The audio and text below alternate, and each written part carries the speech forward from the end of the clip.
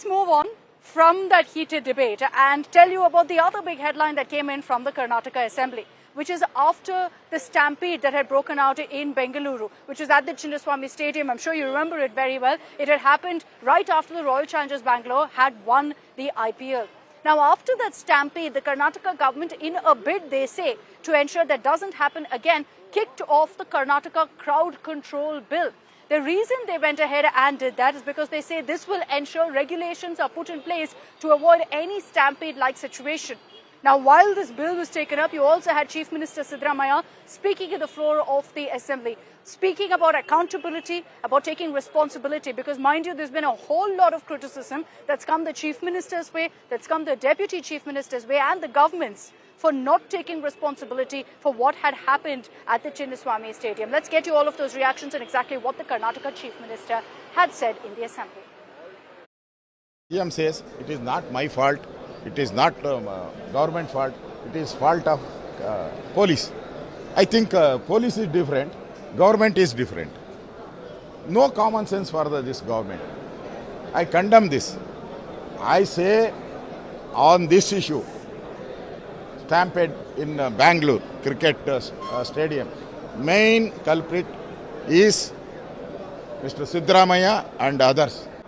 The truth is, if anybody is accused in the Chinnaswamy Stampede episode, it is Chief Minister Siddaramaiah himself. D.K. Shivakumar is accused in this Stampede episode. But today, Chief Minister, who failed to take up the responsibility, is blaming other agencies and police officials. If government is not responsible, why did Govindraj his resignation was taken? It is a failure of the Chief Minister, not the failure of any agencies, according to me. Okay, let me bring in Nagarjun Dwarkanath, our South Bureau Chief, for more details on what really played out in the Assembly today. Good evening. Namaskara, Nagarjun. I'm joining you from your own city, from Bengaluru. But take us through what really happened in the Assembly. Last day of the Assembly, important one where you saw many headlines, controversies and that important discussion on the stampede. Well, good evening, Akshita, and also welcome to Namma as well. It was the final day of Assembly here in Bengaluru, while not just on the stampede, but also on fund development was discussed about how BJP accused the Congress government of showing stepmotherly treatment in terms of fund allocation. And initially in the morning, the Chief Minister replied to the House on the RCB stampede story.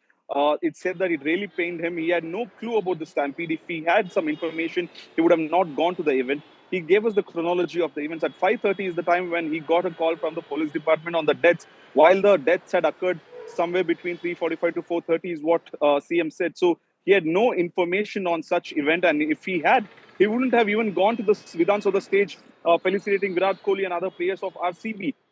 However, the opposition demanded some political accountability. The government has only ordered an inquiry on the police commissioner and other officials.